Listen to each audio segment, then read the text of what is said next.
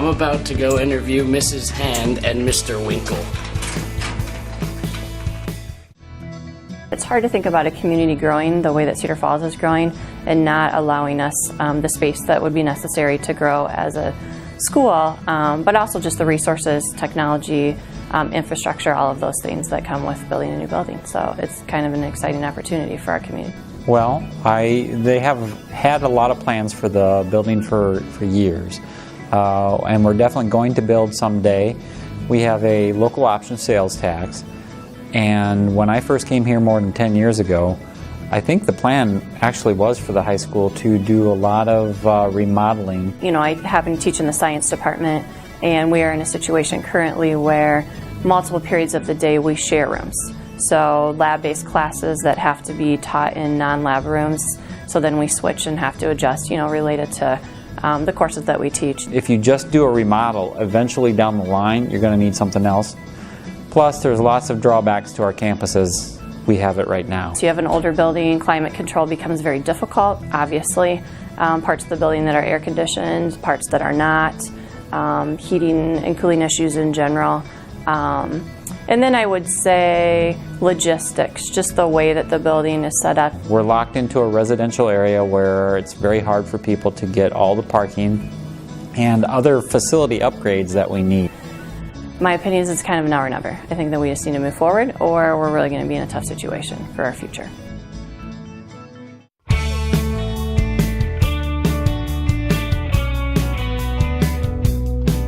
If they're going to keep the 10 through 12 in the new high school, I'm down for it.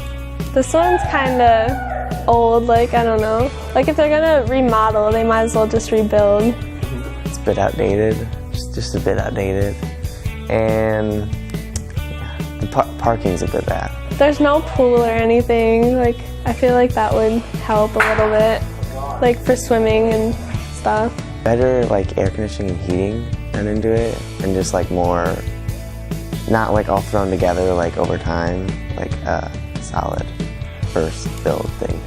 In some of my classes, there's, like, the desks are, like, way close together because, like, the classroom is kind of small, or, like, there's more kids or something. Like, I don't know, but... And then in the hallway, there's just, everyone's always bumping into each other and stuff. That was some great insights from some teachers. Now let's go talk to some community members.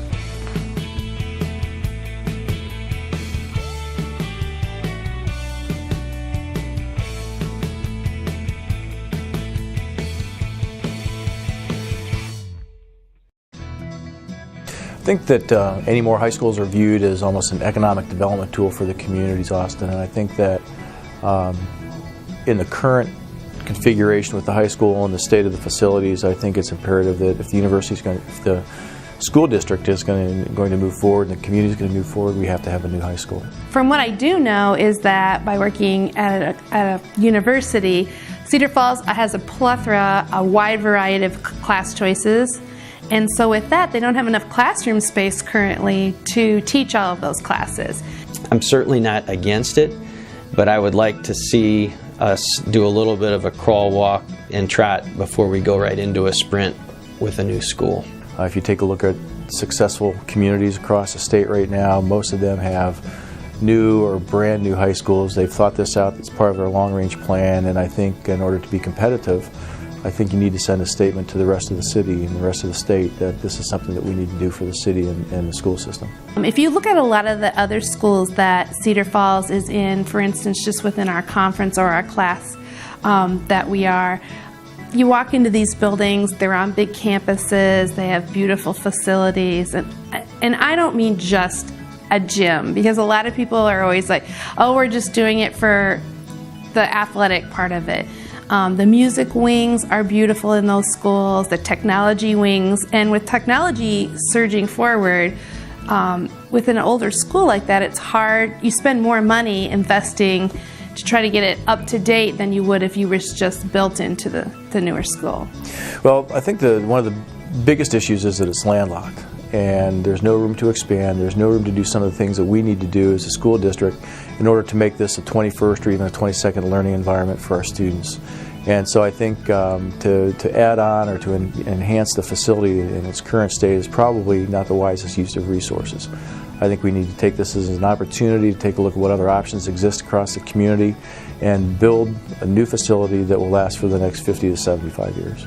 Well, I mean, among the many reasons that we live in the Cedar Valley, I think one thing that makes not only the Cedar Valley but the state of Iowa a wonderful place to raise a family is our tradition and hallmark of education in the state. And so, you know, my wife and I certainly support a strong education. We would love to see a school that is not only keeping up but is on the leading edge of innovation in the classroom, that encourages critical thinking and provides the resources to give our kids those experiences so that they can enjoy the same experiences that my wife and I had when we were back in school. So if we want to still maintain and keep up with our educational aspect, I really feel like that would probably be a better investment because of the location that it is. I really think remodeling the school isn't probably a wise choice. They're pretty landlocked. So building a new school, I think, would be definitely a good idea. That there have been opportunities for the school system to engage the university in discussions about perhaps partnering or co-locating a facility that would be near the university property so that we could do combined programs and have much more interactive opportunities for engagement, both from the in-service teachers at the school to come here and work with our College of Education, and to have our students moving forward and having some experiences in the new school. I just really hope it can go through. I think it would be exciting. I won't even have kids at the school once it's built, but I'm still really excited for it to move forward. The parking at Cedar Falls High School is awful. It's absolutely awful. It would probably be safer to have a parking lot. I mean, there's accidents almost weekly in that parking lot. So they're just really landlocked. I think at the time that the building was built and it was added onto, that was perfect. But now I just don't think it's exactly probably what we need for our community.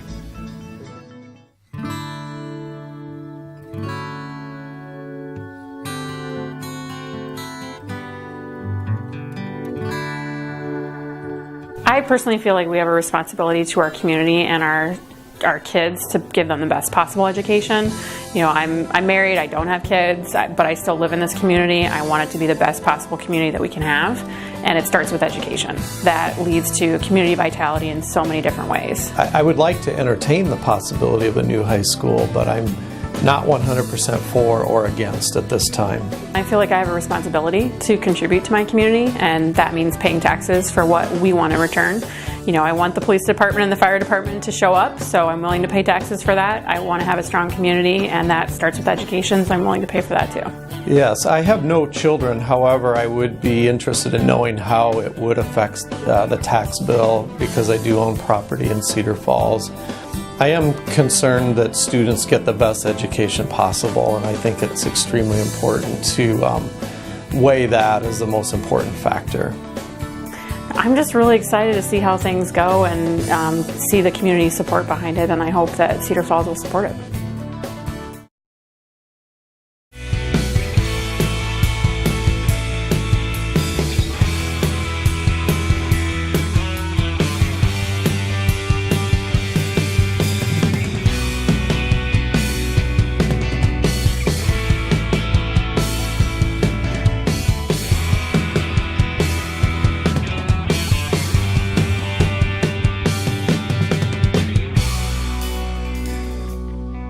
Cornerstoners on 3. 1, 2, 3. Cornerstoners! Yeah! We're gonna live for it.